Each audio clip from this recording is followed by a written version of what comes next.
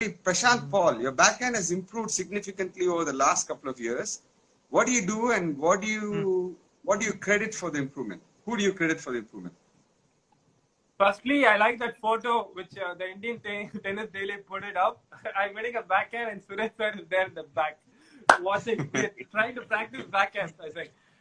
So I think it's all the practice, Prashant, and I have felt, I've always had a good backhand. I always did it well, and we always practice a lot, a lot of situations with my backhand. But it comes, thanks, for saying that, my backhand has improved. I have to hit it a lot more, and I have to use it, as Anand sir says, as a variation during the point. Whenever I can step in, or Suresh sir always says, you have a great backhand, so go for it. So I think you have to use your weapons. Like, I have to create the point with my forehand, and then balance it out with my backhand. Okay, good on. I totally agree with you. I totally agree with you. I think you have a good backhand. The thing is, I think you need, if you had used these backhands over the years, or even now, if you use it in crunch situations, if it is successful, you'll have the confidence to do it more often. Abhinav has asked a question, sir. So he's the legend of the group, so I want to answer that question. What is the best mindset going into a break point on the return? Sir and Ram, your thoughts, please. So you first say, then I will say, sir. Or you want me to say, sir? It's up to you. Sir, you go, sir. I feel we are connected, sir. Same answer will come. Well, it's important to know, like, the situation. Like, is it a first serve return? Is it a second serve return? And you have to go into the past, in the previous points when you return serves, and you see what was he successful with, like his wide angle serve or a T serve or whatever. And then you have to look at what was successful for you. What returns did you make when he served a wide serve? Did he go cross court? And what did he do after that? And what did you do? So you try to recall the points that you won in the previous games on the return of serve. So you try to recall the points that you won. It gives you a clear idea of what you should do in this point right now. So the clarity is very, very important, what you want to do. And if it's a second serve, if you've been attacking a second serve, moving in, that's great. If you think that you need to get the ball to his backhand, whatever. So you go back to the points that you won on the return of serve, which gives you clear information about what you should do on this point. And then you try to focus only on watching the ball and executing after that, period. Sure. Amazing answer. I just want to add two things which my coach John Balchers always tells me when I'm playing. Okay. Relax. Take your time. Yes. Go slow. Remember to breathe. Absolutely. Toss the ball high. Yeah. And return of serve. Return of serve. No, I'm saying like, yeah, on my serve I'm saying, like, Okay. always, or in the return of serve, always take your time. Like, try to be clear with how you're going to play the point. Clarity.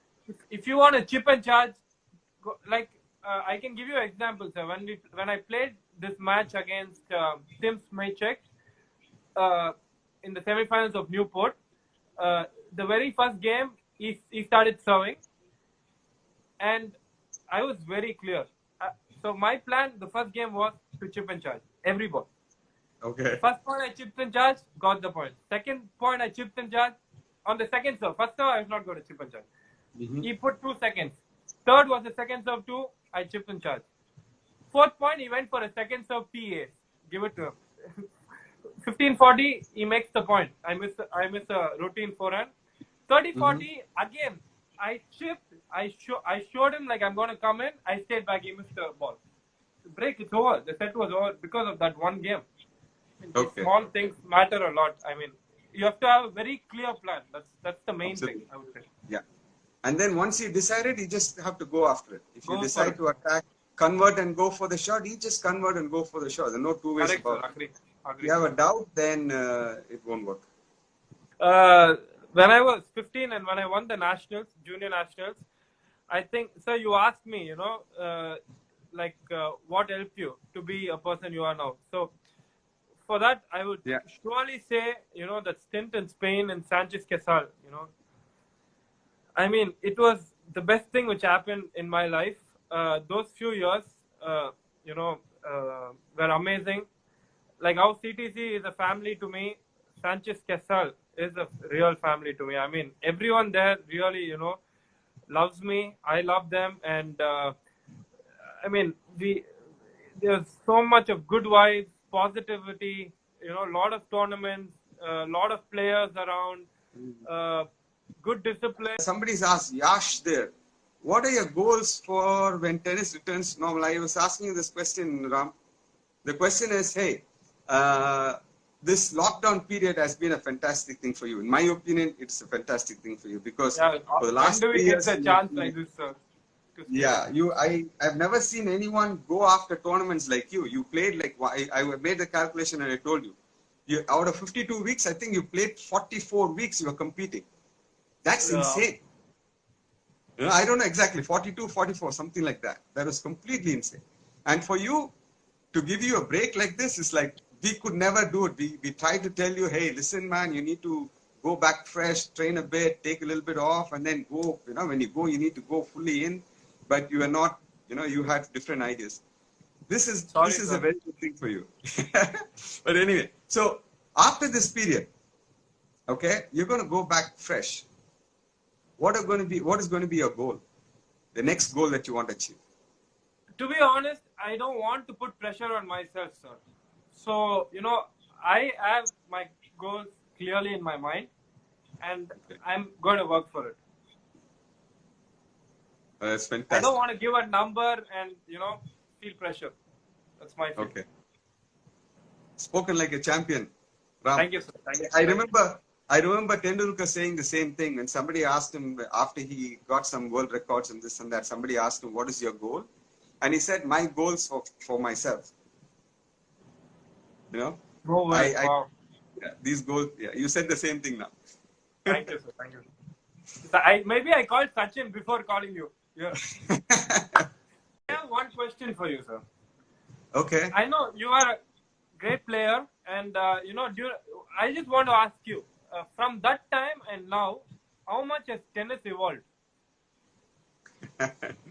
Well, the main thing is good question, bad question, sir. No, very good question. Excellent good question. Yes. Yeah, absolutely. So tennis has come a long way, especially in terms of your physical abilities. Okay, mentally, technically, tactically, it has changed because of the equipment a little bit, but mentally it has been the same always. But technically it has changed, tactically it has changed, physically it has changed. And I would say the main contributors to this change is the equipment. What the kind of equipment that we're using, we didn't have, 20 years ago. And the second most important thing is the scientific, nature of the training that is going on these days. How important fitness is, and you're taken into a completely another level. So you're able to. During those days, you just go for a run, just do some 1,000 skippings, and then just go play the match. Yeah. We did some other stuff, but then it is not with someone who's put in so much of energy, learning things, and then learning things at a larger scale, and then being able to put things to the situation. You know what I mean? Only when you understand things at a fundamental level, you can do that. So there are people who are like, the fitness trainers are fantastic these days. So I would give a lot of credit to them for this kind of involvement that has happened in every sport, not just in tennis. Huh? I also feel the power, intensity, fitness, like you said, has gone up a lot. Yes. So that's the main difference. Yes. Thank you, sir. Self-doubt is a natural trait for sportsmen. Is it as a natural trait for sportsmen? Do you think self-doubt? Okay. Doubting yourself. Okay. He's asking even the top 10 or 20 players, do they still doubt themselves at times? That's the question. You answer, sir. You know better than me. Okay. I will turn the question to you. Yeah. Because I know what you're going to say, I think. Okay, doubt is something that is a human thing. If you think about one positive, the opposite coming into your brain is very, very natural. What the top players have learned to do is ignore these thoughts. They don't give it too much importance. When the negative thought comes in, of course it comes in. Doesn't matter who it is. If you're a human being, you have all kinds of thoughts. So the thoughts come in, they are able to ignore it and then bring their mind down to what is at hand. Bring their mind to the present and to the next point, and then decide on what they need to do. They try to take away their focus on the outcome and then try to focus on what to do. If it was Ram, he'll probably be thinking, okay, now it is 30-40, 4-5. If I lose this point, I may lose this match, yeah? So first serve fault. Second serve, there is a big doubt. If you serve a double fault, it's going to be set over, and it's all the way climbing up. And then Ram will go for big second serve. So he's going to decide. Yeah, if the thought comes in, okay, what if I serve a double fault? Yes, it might come in. Of course, it's going to come in. But while he's playing, the thought goes, and then he brings his mind to what he wants to do. Like, for example, he'll be deciding, am I going to go T or wide or body? And then am I going to go into the net? Am I going to stay back? If I stay back, what am I going to run? So his focus will be in the present. He brings it to the present on things to do rather than the outcome. Only when you think about the outcome, the negative thought comes in. Yeah? There's a question from Prashant Paul. You often go big on your second serve like Nick Kyrgios. Do you think it's a sustainable tactic? Good question, Prashant. To be honest, when you're playing the match, I don't think twice, Prashant.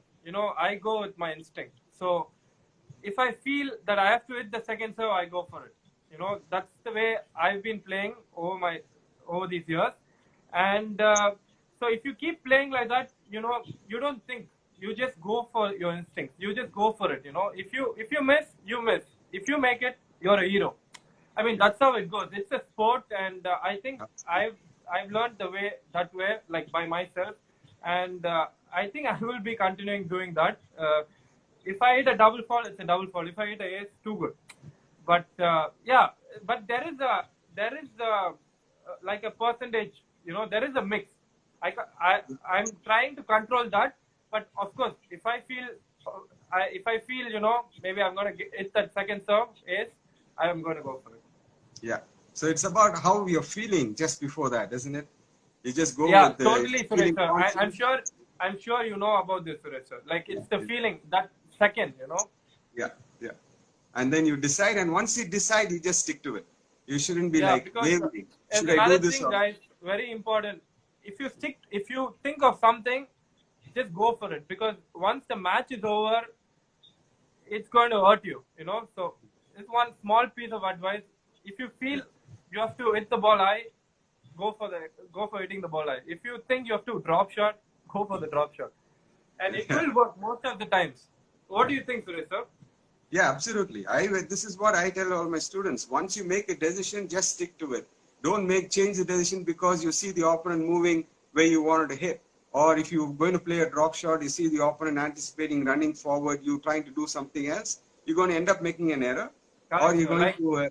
Exactly. Totally agree. Like Emilio Sanchez always tells me, remember what you do well. Don't remember of the opponent. That's the key. I totally agree.